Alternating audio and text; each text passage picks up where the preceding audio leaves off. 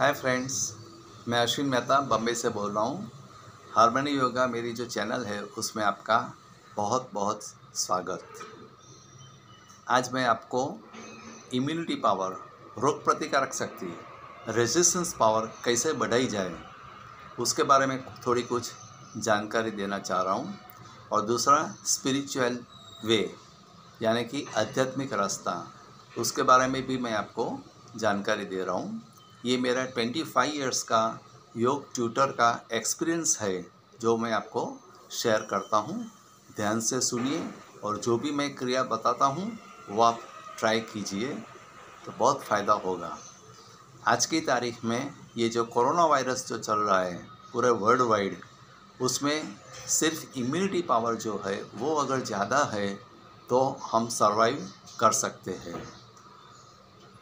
Particularly old age में immunity power कम होता है और बच्चे जो है बिलो 5 इयर्स उनका भी इम्यूनिटी पावर कम रहता है।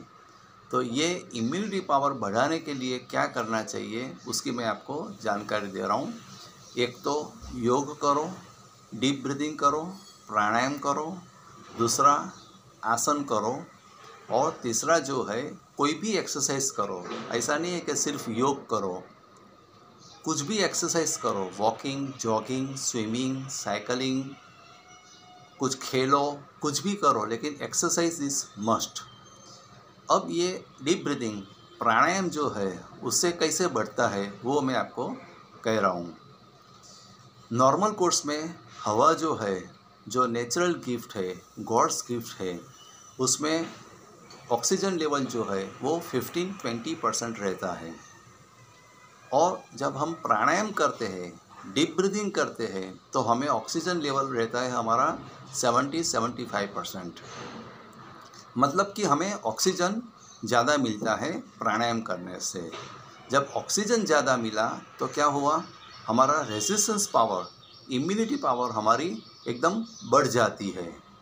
तो जब इम्यूनिटी पावर जब बढ़ती है तो कोई भी डिजीज़ होने दो, फिर वो कोरोना वायरस हो, ब्लड प्रेशर हो, डायबिटीज़ हो, ओवरवेट है, कुछ भी डिजीज़ होने दो, कोई भी डिजीज़ में ये प्राणायाम, डीप ब्रीथिंग काम लगता है क्योंकि हमारी रेजिस्टेंस पावर हमारी बढ़ गई। तो ये आपको प्रैक्टिस करनी है। कम से कम 15 मिनट, आधा घंटा आप ये डीप ब्रीथिंग, प्राणायाम, अनुलोम विलोम, कपालभाति, भस्त्रिका प्राणायाम सब कुछ करो। आप सिर्फ 15 से 20 मिनट भी करो, आप बहुत फ़ायदा होगा आपको, उसमें कोई आर्ग्यूमेंट है ही नहीं। तो अब ये इसमें क्या चीज़ है, 2-3 चीज़ ध्यान में रखनी है प्राणायाम करने में। एक तो हमारा एम्प्टी स्टमक होना चाहिए।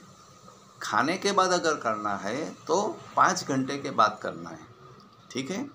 चाय कॉफ़ी नाश्ता किया है उसके बाद अगर करना है तो 2-3 घंटा जाने दो, उसके बाद आप कर सकते हैं। सबसे बढ़िया टाइम है मॉर्निंग में। जब मॉर्निंग में हम लोग उठते हैं तो 2-4 ग्लास पानी पी लो पहले, बहुत फ़ायदा होगा। ये वाटर थेरेपी भी बहुत इम्पोर्टेंट है। तो इससे क्या होगा, हमारा स्टमक जो है एकदम क्लीन हो जाएगा, हमारा डाइजेस्टिव सिस्टम बहुत अच्छा होगा। तो ये पानी पीने का भी ध्यान में रखो। सुबह में उठ के 2-4 ग्लास वार्म वाटर या तो मटके का पानी जो भी है वो आप पी लो। और पूरे दिन में कम से कम 10 से 11 ग्लास पानी जाना चाहिए। 1-2 घंटे के बाद हमें 1 ग्लास पूरा भर के पानी पीना है। तो हमारा डाइजेस्टिव सिस्टम जो है वो एकदम क्लियर रहेगा। एक तो एम्प्टी स्टमक होना चाहिए, दूसरा हमें एकदम ध्यान से बैठना है, कुछ भी डिस्टर्बेंसेस नहीं होना चाहिए वो उस वक्त, ये भी अपने को ध्यान रखना है। और जो फैन जो है, पंखा जो है, एसी जो है वो हमको बंद रखना है और ओपन में नहीं करना है, टेरेस पर, नीचे गार्डन में, ऐसा नहीं। कोई भी रूम में बैठ के करो जहाँ एयर सर्कुलेशन चारों तरीके से क्लियर है, क्योंकि एयर सर्कुलेशन भी होना बहुत ज़रूरी है। ज़्यादा हवा आवे वो भी नहीं होनी चाहिए।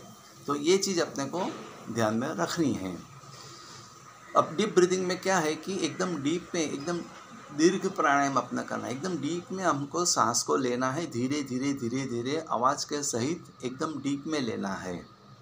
ठीक है। हमें देखना है कहाँ कहाँ सांस जा रहा है। नाक जो है यहाँ से सांस लेना है, मुंह से नहीं। नाक से सांस लेना है, जो नसकोरे से गले में से श्वास नली का वायुकोशों, फेफसा, उदरपटल और पांसली, ये हर एक जगह पे अपना सांस जाता है। तो हो सके उतना ज़्यादा डीप में लेना है।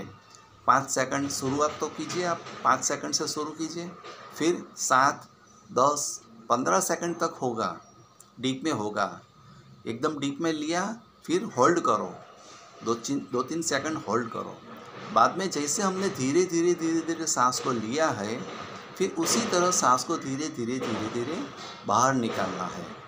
इसको कहते हैं डीप ब्रीथिंग, या तो इसको कहते हैं इनहेल एक्सहेल, बराबर है। और हिंदी में इसको कहते हैं पूरक और रेचक। तो ये अपने को प्रैक्टिस करनी है, 10 मिनट 15 मिनट आप प्रैक्टिस कीजिए। दूसरा, हमें एक्सरसाइज करनी है। योग में आसन कहते हैं, वज्रासन है, ताड़ासन है, सूर्य नमस्कार है, पद्मासन सीरीज़ है। ऐसा कोई भी सीरीज़ आप पकड़ लो और वो आसन कीजिए आप। और दूसरा जो है, अगर ये योग नहीं करना है, प्राणायाम आसन अगर नहीं करना है, तो आप और कोई भी एक्सरसाइज कीजिए। वॉकिंग, जॉगिंग, स्विमिंग, कुछ भी करो, क्रिकेट खेलो, कुछ भी, लेकिन एक्सरसाइज इज़ मस्ट। दिन में कम से कम आधा घंटा हमको एक्सरसाइज करनी है। तो इससे हमारा इम्यूनिटी पावर भी बढ़ता है और हमें विटामिन डी भी मिलता है। ये बहुत ज़रूरी है, ठीक है। तो ये मैंने आपको इम्यूनिटी पावर, रोग प्रतिकारक शक्ति कैसे बढ़े, उसके बारे में मैंने आपको बतलाया।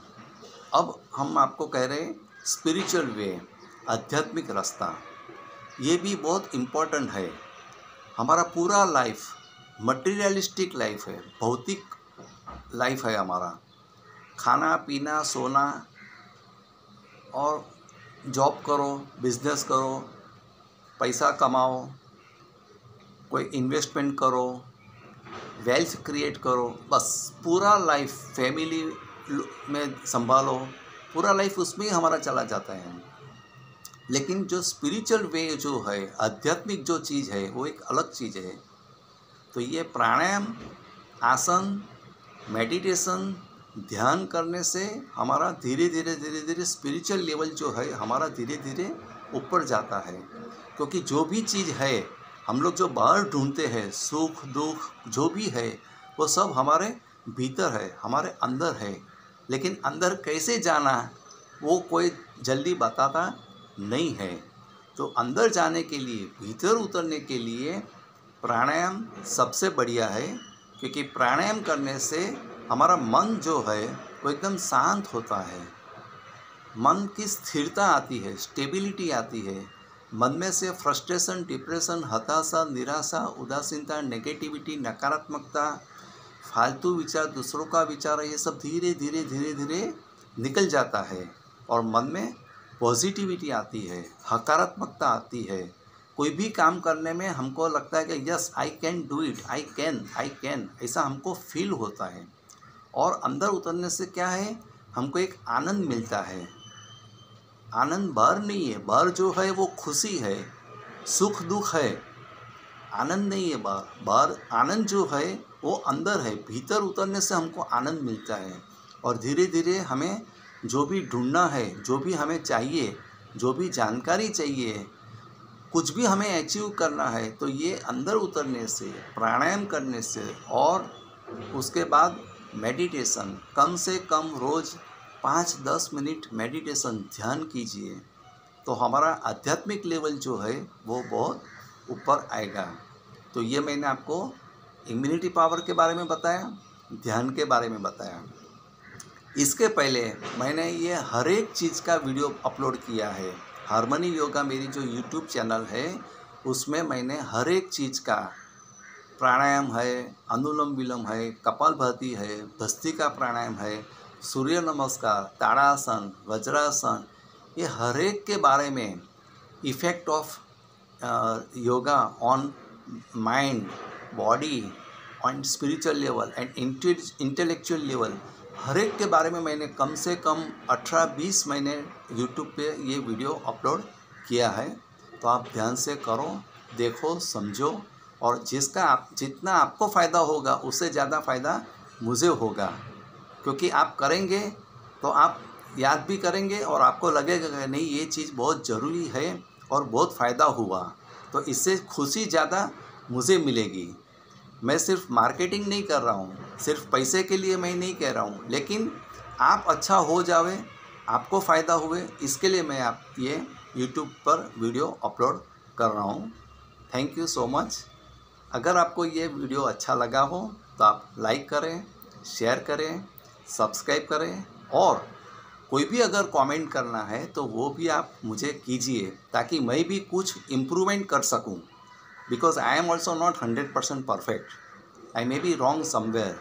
तो मुझे भी इम्प्रूव करने के लिए कोई भी अगर आपकी कमेंट है तो प्लीज़ मुझे आप भेजिए। Thank you again, thank you so much.